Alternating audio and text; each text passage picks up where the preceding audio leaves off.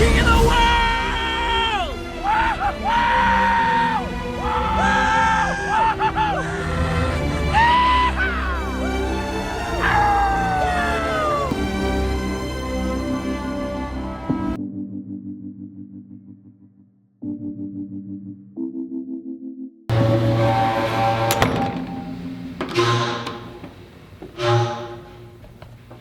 We're taking off now. Now, I don't know if we'll see any, but it's true story. Just like in the movies, when you get the ship going, there's dolphins that jump in front of the boat. When I first saw those, I thought it was so cool, and I was just like a kid. I was a kid, and the bosun and the entire crew was making fun of me because we were all eating lunch, and I ran out of the lunchroom. I just sprinted to the front because they said they saw dolphins on the radio, and I just stayed there and watched them jumping. It was just like in Titanic. It was really cool. Saw whales and everything. Hopefully we'll see them this time.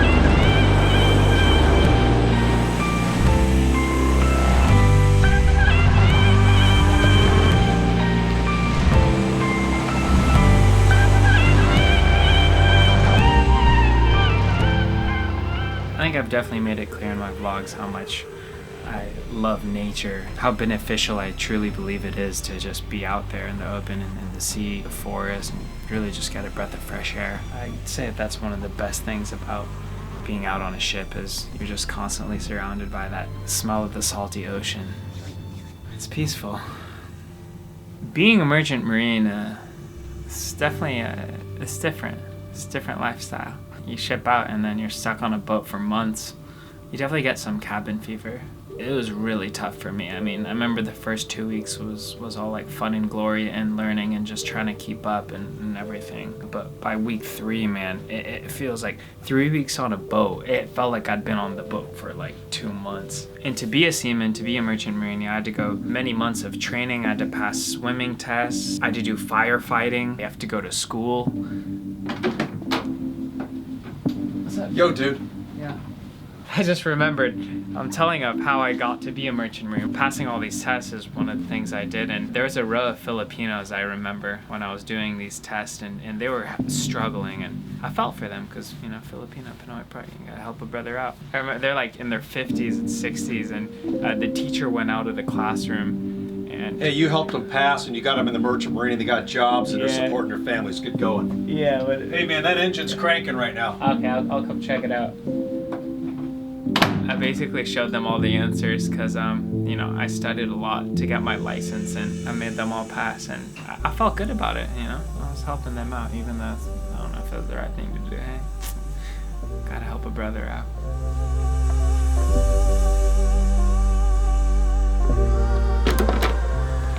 See what he's looking at. I remember I had a girlfriend at the time when I shipped out.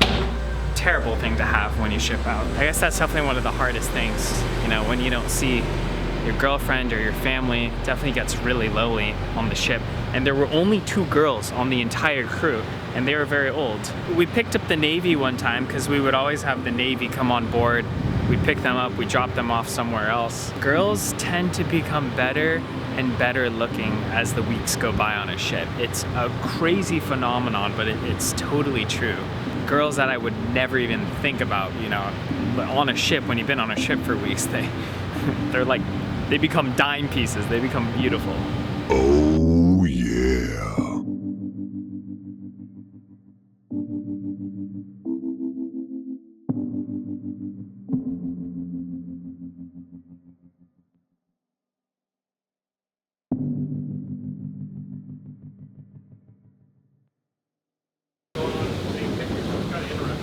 god.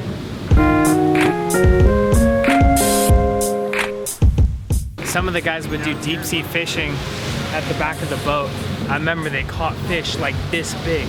In the front of the boat, on the other side, we had 4th of July. You have all these flares on the ship if you're lost at sea. On the 4th of July, you get all the expired fireworks, all the flares, and you light them off. So every single person on the ship lit them off, and it made a very aesthetic sight in the air. It was pretty cool.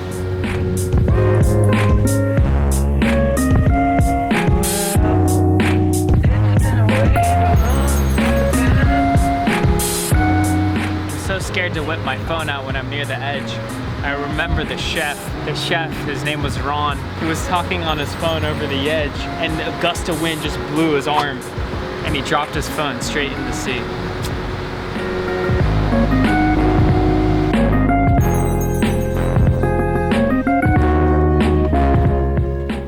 First landed in Pearl Harbor. The first time we hit land and we had to do the sewage. I didn't know a thing about sewage, so me and the other wiper, I remember we're down below changing the sewage, and you basically connect this huge, massive hose tunnel thing, and you have to disconnect it from the ship and connect it somewhere else. It just dumps all the waste and all the poop and sewage and everything onto the port. Anywho, the other wiper told me to take it off, but it was still running. So when I take off this massive hose, which is like the diameter of half my body, it just started shooting poop and pee and sewage all over me. And I was soaking wet and I smelled so bad. Oh my god, it was so disgusting. I remember just walking down the halls and people were just looking at me, and the entire crew was laughing at me. I was just such a rookie.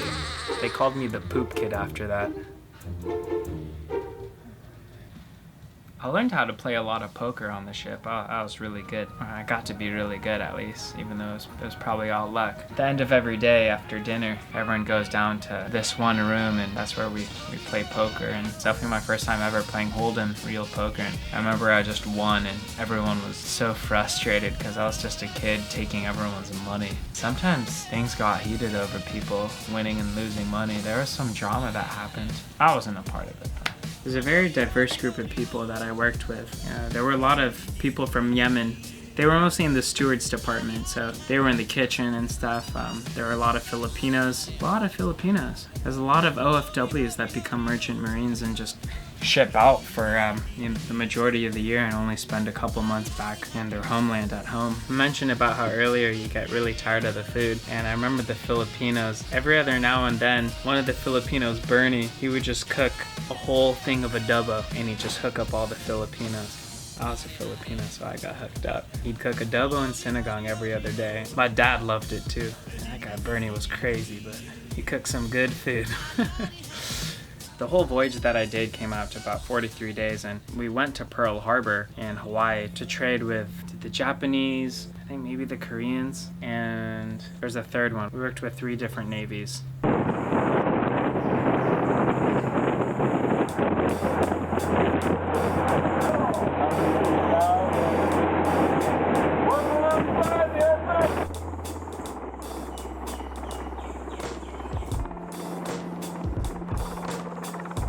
But man, was it cool, because we got 3 days out to have fun in Hawaii and goof around. And I remember me and my dad went surfing, we ate some of the finest food. It was a good time, you know? Hawaii is it's very similar to the Philippines in a way. It's literally like if the US and the Philippines just combined, that's Hawaii. A lot of you might wonder why I didn't stick to the path of becoming a merchant marine and whatnot. And truth is, as fun of as an experience as it was, the 43 days, it gets really tough. Like, you know, just being away from everyone you know, your family, your girlfriend. And I just couldn't imagine, like, you know, being old and having a family, not being able to be with them that much. I mean, I remember as a kid, I always missed my dad so much because he was gone a lot, especially when the war happened with Afghanistan. He was shipped out for like 6 months straight. And that was scary because he was in Diego Garcia in the Middle East.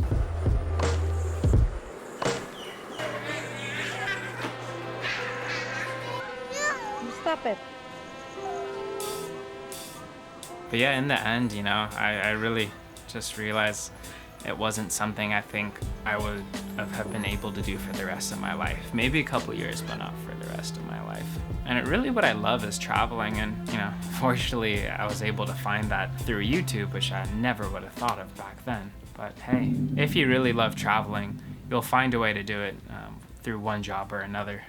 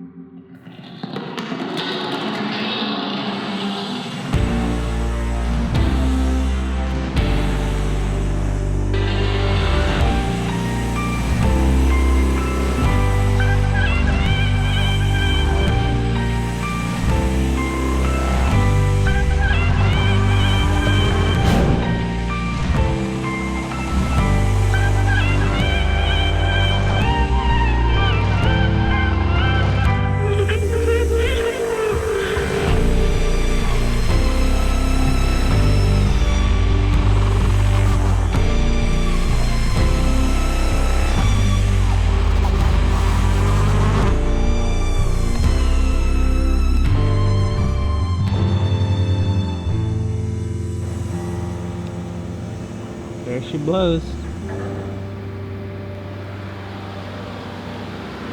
My dad was just overseeing this small operation, and I decided to come along the trip, and it was cool that I was even allowed to come here and film everything. Don't know if I was allowed to drone anything, but hey, sometimes it's better to beg for forgiveness than ask for permission. We're here, Chief. Hey. On that note, hope you guys enjoyed my story. All this was just for some storytelling. And yeah, that's all for today. I would recommend becoming a merchant marine. Wasn't for me, but hey, he lived a good life, right? It's not over yet. Merchant.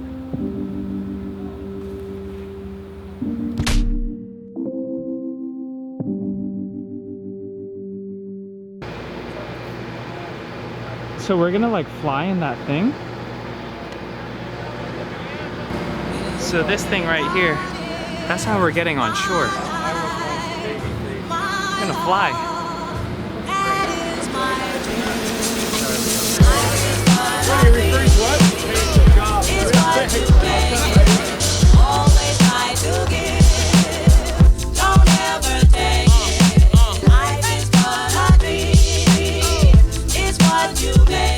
It's like one of those rides at Disneyland or something. Don't ever take it. I just wanna be. It's what you make it. Thank you, sir. Always try to give. Dave Winters! Everything you thought it would be? Yeah, it was. How's it going, man? Always try to give. Don't ever take it. Life has its music. I'm vlogging, you're vlogging. Life has its song. Hi po. Life has its music. Life has its song. Now I gotta catch a flight to the Philippines. My love, that is my dream. I just wanna dream. It's what you make it. Always. Alright.